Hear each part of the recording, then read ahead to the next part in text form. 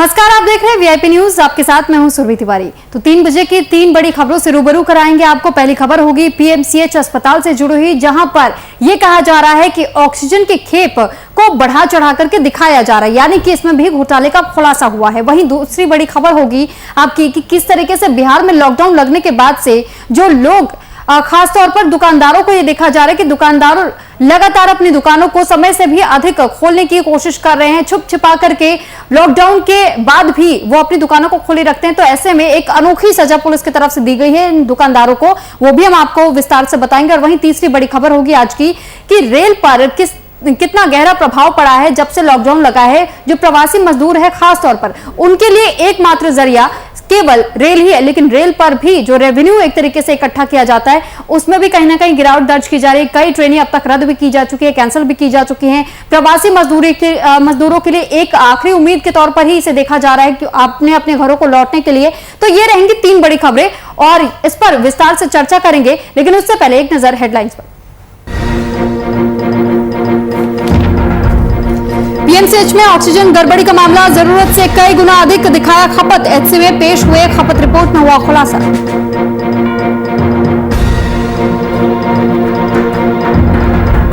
तो जेडीयू नेता तनवीर अख्तर का निधन, कोरोना से थे पीड़ित, सीएम नीतीश ने जताया शोक।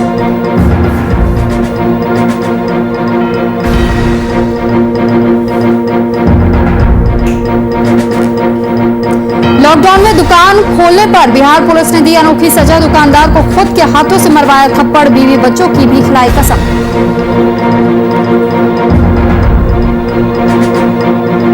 प्रवासियों के पलायन को लेकर रेल जगत सतर्क, गाइडलाइन के तहत की जा रही पूरी व्यवस्थाएं, सीपीआरओ ने की गाइडलाइन के पालन की अपील।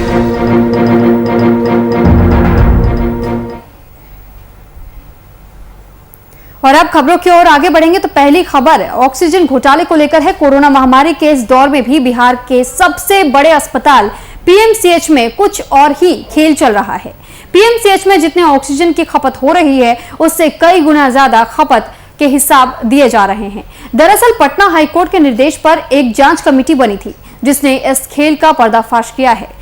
कोर्ट में पीएमसीएच में ऑक्सीजन खपत की रिपोर्ट पेश की गई। रिपोर्ट में इस बात का खुलासा हुआ कि पीएमसीएच में 21 अप्रैल से 2 मई के बीच 150 सिलेंडर की जरूरत थी, जबकि वहां 348 ऑक्सीजन सिलेंडर की खपत हुई। इसी के साथ ही कोर्ट ने सरकार से भी पूछा कि राज्य में ऑक्सीजन की कमी क्यों है, सरकार होम आइसोलेशन में रह रहे मरीजों के लिए ऑक्सीजन कैसे उपलब्ध करा रही है, और सूबे में 18 से 45 वर्ष के लोगों का ऑक्सीजन किस तरीके से उन्हें मुहैया कराया जा रहा है। साथ ही साथ जो 18 से 45 वर्ष के लोगों को वैक्सीनेशन देना था वो कब शुरू होगा, इसको लेकर भी पूछताछ जारी है।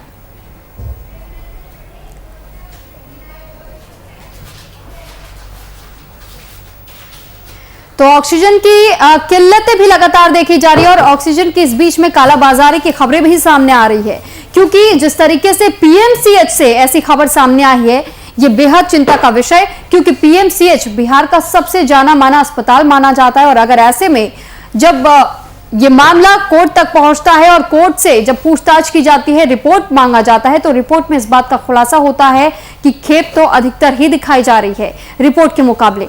तो यहां पर ये सवाल खड़े हो जाते हैं कि आखिर इस प्रकार के घोटाले कर कौन रहा है, इस तरीके से ऑक्सीजन की कालाबाजारी कर कौन रहा है। तो कालाबाजारी का शक तो किया जा रहा है, लेकिन वहीं जब हाईकोर्ट में भी ऑक्सीजन खपत पर रिपोर्ट पेश की गई तो उसमें भी इस बात का खुलासा हुआ कि वाकई खपत तो अधिक मात्रा में दिखाई जा रही है, लेकिन ये ऑक्सीजन आखिर जा कहां रहा है, क्योंकि कई ऐसे अस्पताल है जहां से अब भी पेशेंट के परिजन हो, जो मरीज के परिजनों की हम बात कर रहे हैं, तो वहां से भी लगातार शिकायतें आती हैं कि उन्हें ऑक्सीजन ठीक से नहीं मिल पा रहा है, वो इधर से उधर भटकते हुए नजर आते हैं। वहीं लेकिन जब ऐसे रिपोर्ट सामने आते हैं जहां पर खपत अधिक मात्रा में दिखाई जाती है तो सवाल खड़े होना वाजिब है। और इस पर हमसे चर्चा करने के लिए प्रेम रंजन पटेल जी हमारे साथ बीजेपी के प्रवक्ता जुड़ चुके हैं। बहुत स्वागत आपका प्रेम रंजन जी वीआईपी न्यूज पर। प्रेम रंजन जी, ये जो सवाल उठ रहा है कि बिहार में पीएमसीएच जाना माना अस्पताल माना जाता है, लेकिन यहां पर जब हाईकोर्ट में रिपोर्ट पेश करने की बात आई तो खपत अधिक मात्रा में दिखाई गई, लेकिन वहीं अब ऑक्सीजन की कालाबाजारी की भी खबरें सामने आ रही है, इस पर क्या कहना चाहेंगे?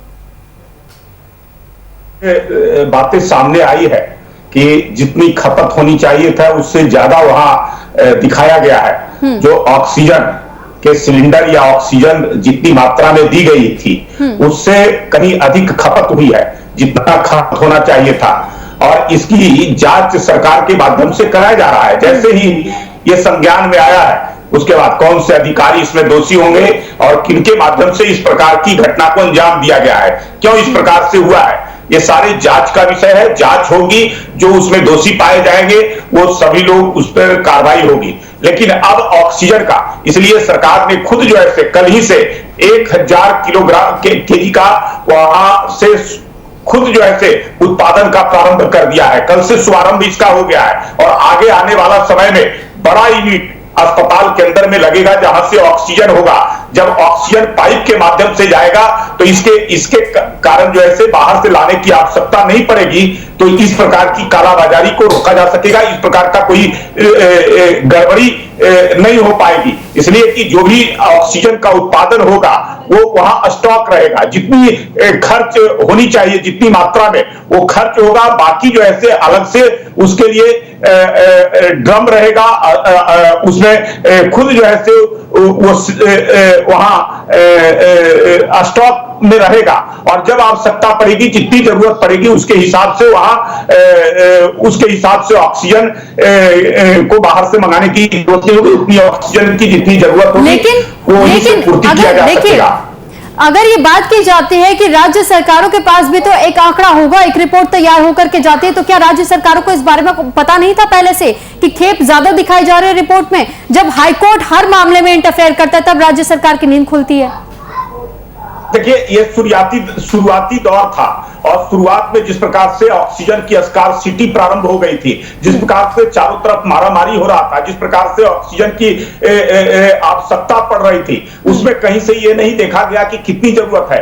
लगा कि जितनी ऑक्सीजन का डिमांड हो रहा है, जितनी जरूरत है, किसी न किसी रूप में उसको पूरा किया जाए। उत्पादन को बढ़ाया गया, जितनी उत्पादन करने वाली फैक्ट्रियां थी ऑक्सीजन के, उन सबको 24 घंटे काम करने को कहा गया। उसी तरह से अलग अलग यूनिट जो कुछ इंडस्ट्रियल एरिया में जहां ऑक्सीजन उत्पादन होता था उन सभी चीजों को बंद कर करके केवल ऑक्सीजन का उत्पादन कर करके ऑक्सीजन को, चाहे सरकारी अस्पताल हो, निजी अस्पताल हो। ठीक है, हमारे साथ मृत्युंजय तिवारी भी आरजेडी के प्रवक्ता जुड़ चुके हैं फोन लाइन पर।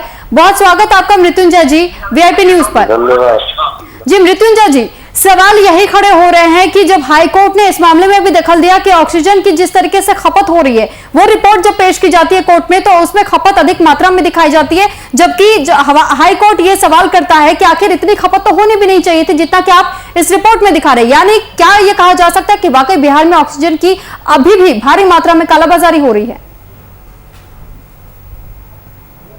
हाहाकार है, जनता त्राहिमाम कर रही है और सरकार का जिस तरह से माननीय उच्च न्यायालय ने सरकार को फटकार लगाई, कहा कि सेना के हवाले स्वास्थ्य व्यवस्था कर देनी चाहिए। ये नकारा नाकाम सरकार किसी काम का नहीं है।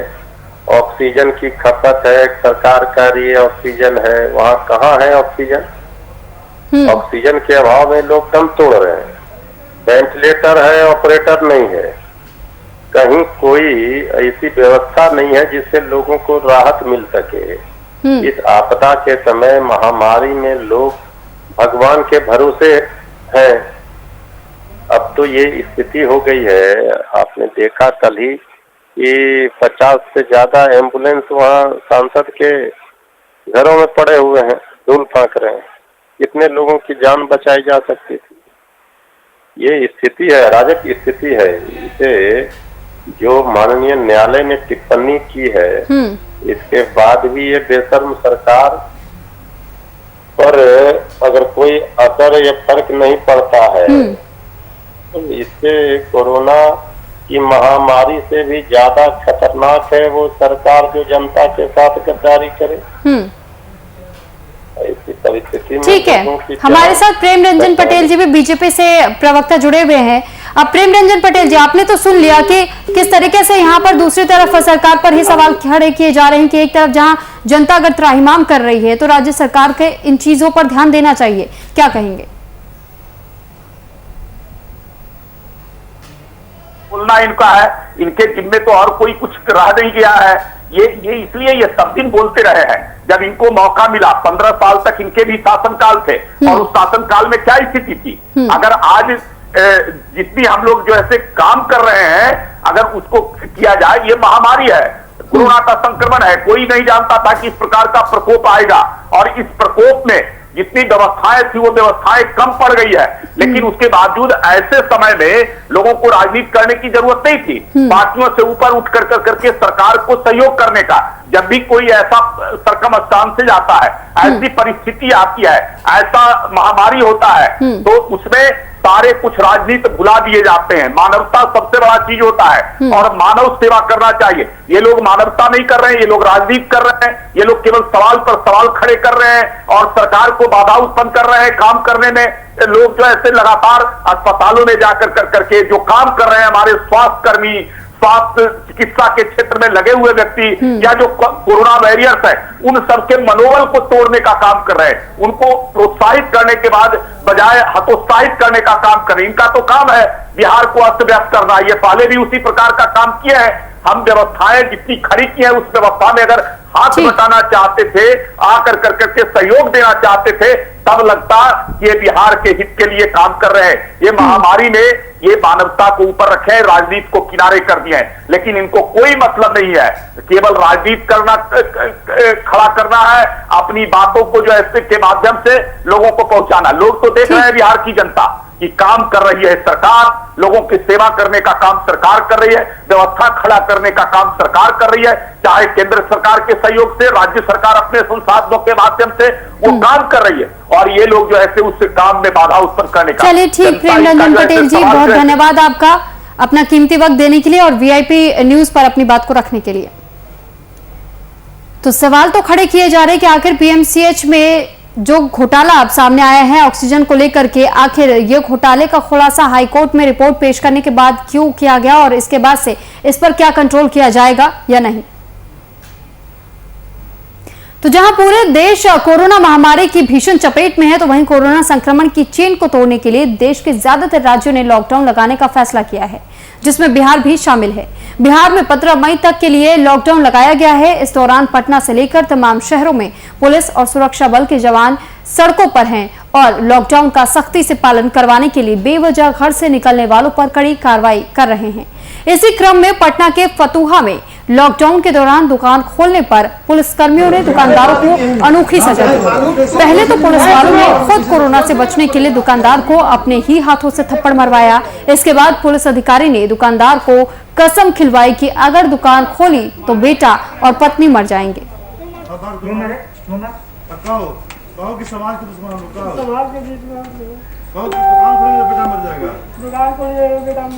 पत्नी मर जाएगी,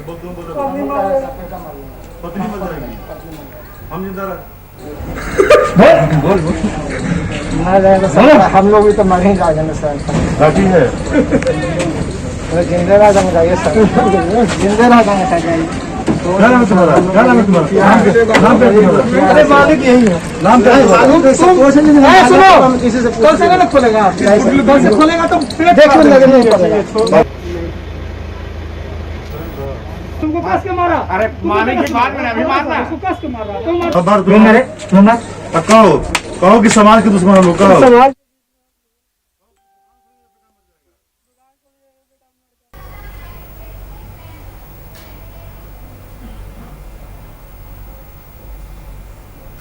और इस पर अधिक जानकारी के लिए कुमार गौतम संवाददाता हमारे साथ लाइव जुड़ चुके हैं। कुमार गौतम जी, आपसे जानकारी चाहेंगे कि जो मामला सामने आया है कि एक तरीके से लॉकडाउन का पालन करवाने के लिए पुलिस यहां पर अनोखी सजा लोगों को देते हुए दिखाई दे रही है। 2 दुकानदार हमें ये तस्वीरों में नजर आ रहे हैं जो कि खुद को थप्पड़ मार रहे हैं, उनसे कसम भी खिलवाई जा रही है। पूरा मामला क्या था? देखिए, यहाँ पर लॉकडाउन को सख्ती से पालन करने के लिए फतुहा के इलाके में प्रशासन की सख्ती थी, लोग मान नहीं रहे थे और जो लोग बेवजह घूम रहे थे प्रशासन उनको लगातार मना करने की कोशिश की जा रही थी। बताया जा रहा था कि बिहार में लॉकडाउन है और 15 तारीख तक आपको घरों में रहना है, तभी जाके कोरोना का संक्रमण दूर होगा, लेकिन लोग मानने को तैयार नहीं थे। तो ऐसे में वहां पे कुछ मीडिया के लोग भी थे और वहां पर प्रशासन की तरफ से जो 2 लोग थे, उन दोनों को ही आपस में एक दूसरे को थप्पड़ मारने को कहा गया, क्योंकि दोनों ने गलती की थी और उनको ऐसा लगा कि शायद अब ये लोग अब वापस नहीं आएंगे। लेकिन हुआ भी सरकार की तरफ से जो लॉकडाउन किया गया उसमें सख्त निर्देश दिया गया है कि आप बाहर ना आए। तो पुलिस ने मजाकिया लहजे में उन लोगों के साथ पनिशमेंट की, लेकिन ये कहीं ना कहीं एक अमानवीय चेहरा सामने आया।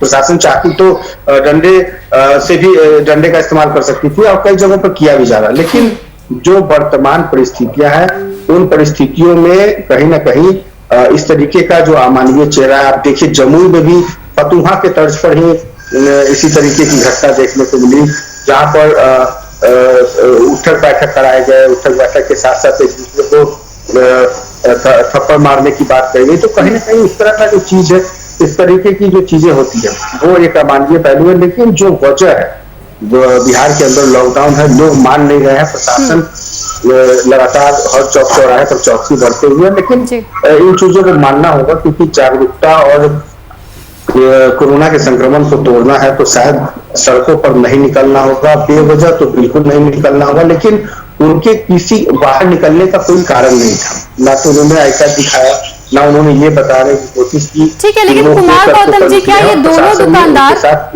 दोनों दुकानदार जो समय निर्धारित किया गया है उसके बाद दुकान खोलते हुए नजर आए थे, या उस बीच ही इनके दुकान पर भीड़ देखी गई, इस वजह से इस तरीके का सजा इन्हें पुलिस ने दिया?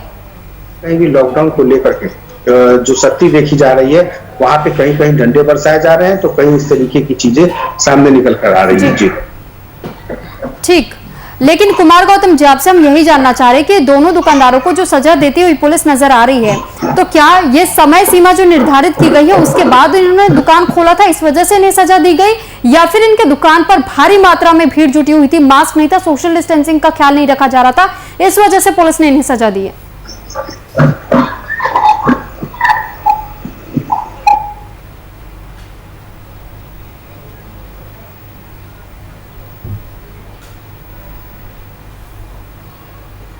तो लगता है हमारा संपर्क कुमार गौतम जी से फिलहाल यहाँ टूट गया है, उनसे जल्द संपर्क साधने की कोशिश करेंगे। लेकिन बिहार पुलिस की एक अनोखी सजा देखने को मिली है और ये तस्वीरें भी देखिए हम आपको दिखा रहे हैं कि कैसे इन तस्वीरों में साफ देखा जा सकता है कि एक जो दुकानदार है वो खुद को ही थप्पड़ मारता हुआ नजर आ रहा है, वहीं एक दूसरे को भी थप्पड़ मरवाया है पुलिस ने। एक बार फिर से हमारे संवाददाता कुमार गौतम हमारे साथ जुड़ चुके हैं। कुमार गौतम जी, मेरा एक और सवाल आपसे यही था कि क्या इन्हें जो सजा सुनाई गई, ये समय सीमा जो निर्धारित की गई है राज्य सरकार की तरफ से, उससे ज्यादा देर तक इन्होंने दुकान खोली रखी थी, इस वजह से पुलिस ने सजा सुनाई, या फिर इनके दुकान पर भीड़ थी, मास्क नहीं था, सोशल डिस्टेंसिंग का पालन नहीं किया गया, इस वजह से सजा दी गई थी? बिल्कुल, देखिए जिस तरीके की चीजें हैं वो समझाने बार बार प्रशासन समझाने की कोशिश कर रहा है और हर चौक चौराहे पर यही आलम है। आप देखिए कि जिस तरह से प्रशासन ने हर चौक चौराहे पर सख्ती की हुई है, सरकार का सख्त निर्देश है कि आपको कड़े कानून के नियमों का पालन करना होगा, क्योंकि कोरोना का जो खौफ है वो अभी इस कदर है कि इसके संक्रमण को तोड़ना बेहद जरूरी है। सरकार ने कम समय के लिए लॉकडाउन निकाला है, बावजूद इसके लोग फिर भी बेवजह निकल रहे हैं। जो किराने की दुकानें हैं वो बेवजह खोली जा रही है, सब्जी मंडी में भी उसी तरीके की भीड़ देखने को मिल रही है। तो ऐसे में जो दोनों दुकानदार के जो लोग हैं, जिन लोगों ने दुकानें खुली रखी है, अगर पुलिस चाहती तो इनको गिरफ्तार करके ले जा सकती थी, इनकी दुकानों को सील कर सकती थी। लेकिन प्रशासन के लोगों ने एक दूसरे को थप्पड़ मरवा करके ये जताने की कोशिश की है कि दोनों ने गलतियां की है, दोनों ने कोविड-19 एक्ट के तहत जो लॉकडाउन के नियम है उसके निर्देश का पालन नहीं किया है। यही वजह है कि ऐसा व्यवहार किया गया। इतना ही नहीं, आज भी जो तस्वीरें जमुई की, भागलपुर की, कई जगह की ऐसी आती है जहां पर पुलिस प्रशासन को सख्ती से लॉकडाउन को पालन करवाने जैसे वीडियो सामने आते हैं, तो कहीं ना कहीं इसका पूरा असर दिख रहा है। और अगर प्रशासन सख्ती नहीं करेगा तो यही लोग, जागरूकता तो भूल जाइए, यही लोग सड़कों पर बेवजह निकल रहे हैं। इनको लग रहा है अभी भी कि कोरोना से कोई लेना देना नहीं है, इनको अभी भी लग रहा है कि कोरोना कोई चीज नहीं है, इनको अभी भी ऐसा लग रहा है कि कोरोना की वजह से बिहार को कोई खतरा नहीं है। और ऐसे ही लोगों की वजह से आज देखिए कई ऐसी शादियां हैं जहां पर 100 से ज्यादा लोगों की भीड़ है। अब प्रशासन अगर इनको जबरन हटाएगा तो लोग कहेंगे कि कहीं ना कहीं ये अमानवीय चेहरा है। लेकिन आज जो घड़ी जो संकट बिहार जूझ रहा है, जिस संकट से, उसमें सिर्फ और सिर्फ विकल्प के तौर पे ऐसी चीजें सख्ती से पालन करना बेहद जरूरी है। हाँ, इतना जरूर है कि इसको पालन कराने के लिए प्रशासन को थोड़ा और सख्त कदम उठाना होगा। देखिए, पिछली बार आपको याद होगा कि लोग जी कुमार गौतम जी, बहुत धन्यवाद आपका तमाम जानकारी हम तक पहुंचाने के लिए। तो देखा आपने कि कैसे बिहार में लॉकडाउन का पालन करवाने के लिए पुलिस अनोखे तरीके अपना रही है और अनोखी सजा भी हमने आपको दिखाई कि कैसे यहां पर 2 दुकानदारों को पकड़कर पुलिस ने अनोखी सजा दी, खुद को थप्पड़ मरवाए और साथ ही बीवी बच्चों की कसम भी खिलवाई।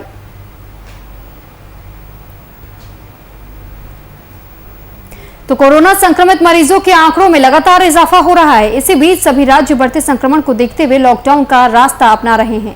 इन्हीं कारणों से राज्य में अब प्रवासी मजदूर पलायन करने पर मजबूर हो चुके हैं और ऐसे में पलायन का सबसे ज्यादा असर रेल जगत पर पड़ता है, जिसे लेकर रेल प्रशासन बिल्कुल मुस्तैद दिख रहा है। गाइडलाइन के तहत रेल प्रबंधन लगातार काम कर रहा है।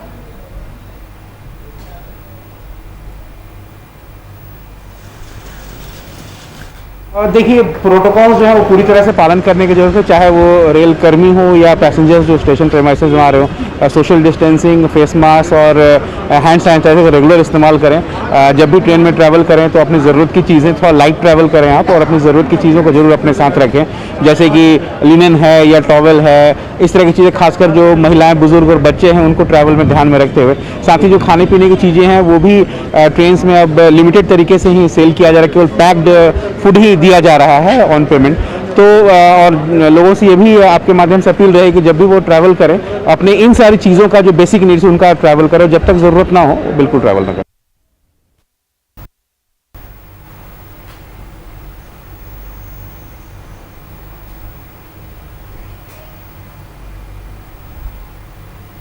और इस पर अधिक जानकारी के साथ शुभम कुमार हमारे साथ संवाददाता जुड़ चुके हैं रांची से लाइव। शुभम, जानकारी चाहेंगे आपसे कि जिस तरीके से जब लॉकडाउन लगने के बाद से प्रवासी मजदूरों के लिए एकमात्र साधन और एक माध्यम के तौर पर रेलवे को जब देखा जाता है, तो रेलवे किस तरीके से तैयार नजर आ रहा है प्रवासी मजदूरों को उनके गंतव्य तक पहुंचाने में, और किस प्रकार की व्यवस्था रेलवे प्रबंधन की तरफ से की गई है? बिल्कुल सुरभि, देखिए, बढ़ते संक्रमण के चलते रेलवे ही एक ऐसा विकल्प है, क्योंकि जिस तरीके से तमाम राज्यों में लॉकडाउन लगा दिया गया, चाहे वो बिहार की बात कर ले, राजस्थान की बात कर ले, उड़ीसा की बात कर ले, तमाम जगहों पर संपूर्ण लॉकडाउन लगा दिया गया। और इसी बीच प्रवासी मजदूरों का आना जाना बखूबी देखने को मिलता है, चाहे वो बसों के माध्यम से आए, चाहे वो पैदल आए। लेकिन सबसे बड़ा कह सकते हैं एक विकल्प है उनके लिए जो है ट्रेन के माध्यम से लोग एक राज्य से दूसरे राज्य जाते हैं, अपने घरों को जाते हैं, तो कहीं ना कहीं खतरा वहां पर ज्यादा बढ़ जाता है। इसी को लेकर रेल प्रशासन, पूरा रेल प्रबंधन इस पर बहुत ही कड़ा रुख अपना रहा है और कोरोना के उन तमाम बनाए गए गाइडलाइन, प्रोटोकॉल का बखूबी पालन हो रहा है। और जिस तरीका से बढ़ते संक्रमण को देख रहे हैं, अगर झारखंड की अगर बात करें तो झारखंड के रेल डिवीजन के जो CPRO हैं नीरज कुमार, उन्होंने साफ तौर पर कहा है कि जो भी कोरोना के बनाए गए प्रोटोकॉल है, चाहे वो मास्क की बात कर लें, सामाजिक दूरी की बात कर लें, सैनिटाइजेशन की बात कर लें, तमाम चीजों को अब रेलवे कर्मियों से लेकर रेल यात्रियों तक कह सकते हैं पालन करने की आवश्यकता है, तभी जाकर हम इस बढ़ते संक्रमण को रोक सकेंगे। दूसरी बात करें तो जिस तरीका से रेलवे ही एकमात्र ऐसा विकल्प हो जाता है, और कुछ दिन पहले ही झारखंड में लगातार प्रवासी मजदूरों का प्रवेश हुआ है, उनका कोरोना जांच भी हुआ है।